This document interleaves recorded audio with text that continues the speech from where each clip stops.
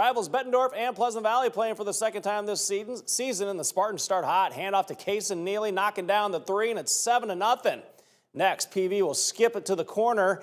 Devin Harper, 3-ball, and it's 10-zip PV. Bettendorf would find their scoring touch. Jaden Davis off the bench, knocking down the three, cutting it in half. It's 12-6. Second quarter, Bulldogs down 2. Caden Gray, the three from the wing. Bettendorf has their first lead at 17-16. Next trip down, Davis from the top of the key nails another three. It's 20-16 at that point. This one was close. Bettendorf holds on for a 59-58 win. North Scott hosting Central DeWitt at the pit. Third quarter action in this one. It would be Cal Keeter going to work in the post. He will score it off the window. DeWitt down 29-25. A little later, Josiah Harrington with the steal. Well, you might want to get out of his way. Throwing it down. Lancers lead by 8. Harrington would show up the house once again. Sees a little daylight. Elevates. Ooh, that's just pretty. The hammer. North Scott up 39-30. Sabres quickly answer from long range. Brady Meadows pushing it up to Hudson Kruko. 3-ball corner pocket. A 9-0 run by Central DeWitt to tie it. 30 seconds left in the third. Kruko again with the hook shot in the lane. Central DeWitt gets a nice road upset win, 64-63 in the final. United Township looking for a little get back against Rock Island. First quarter in this one. Rocks with the pressure. Avian Thomas, the steal, going coast to coast for the lay-in.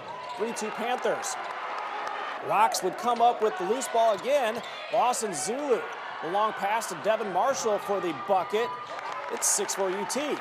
Rocks would then track down another loose ball in the corner. They find Marshall for a bucket off the glass. 7-6 Rocks in front, but the Panthers make their move. Jordan Massey cuts across the paint. He will rise up and hit. 8-7 UT back in front. Then it's Octavius Hickman, the big man, will fire to the corner to Tucker Speckman. 3-ball. It's good. 11-8 UT, but the Rocks come back to win this one 68-63.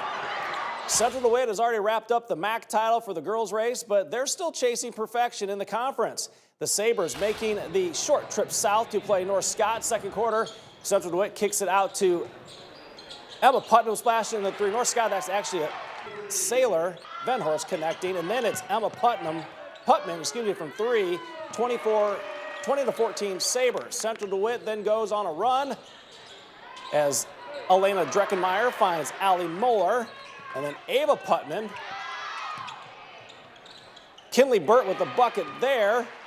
Eventually, Central DeWitt would go and clean the glass. Audie Fogelsang with the putback, and they win 65-47.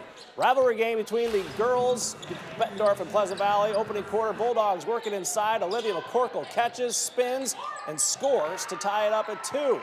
Spartans pushing the pace. Peyton Peterson ahead of it. Everyone for the break, the bucket, and the bump. 4-2 Pleasant Valley. Bulldogs cleaning the glass. Sierra McMath will go high off the window, spinning that one in, knotting the game up at 4. Lady Spartans also getting offensive rebounds. Isabel Kramer grabs it, puts it back up and in. PV has a 2-point lead, and PV connecting from the outside. Taylor Powers from the top of the key for 3. Lady Spartans have a 5-point lead, and they win it 45-31. Let's go to Clinton, where Stanford assistant coach Erica McCall in the house to watch Muscatine and Clinton. Future Cardinal Jayliana Guy gets right to it. Jumps in the pass, lays it in, 2-0 for the River Queens. Later in the first, Guy shovels it off to Allie Haskell. Trailing the play, squares up and buries the three. It's 23-5 Clinton. Second quarter, Haskell on the break finds Guy. What a nice cut and pass. That is the most points in a single season for Jayliana Guy with that layup. In the third, another shot for history. Guy knocking down the three, breaking another school record for three-pointers made. The sophomore scored 32 in the game, and the Queens win big over the Muskies, 91-26. The feelings are high. I'm very grateful, very, very grateful. Just staying humble and getting back to the work is always my mentality, so I'll never be satisfied. The work that I do, out of season, really pays off. So I think, my dad, my family, everybody's behind me. So it's just a really big accomplishment. We will hear from the Stanford coach McCall about Jayliana tomorrow. That is a look at sports. We'll wrap up the newscast after a break.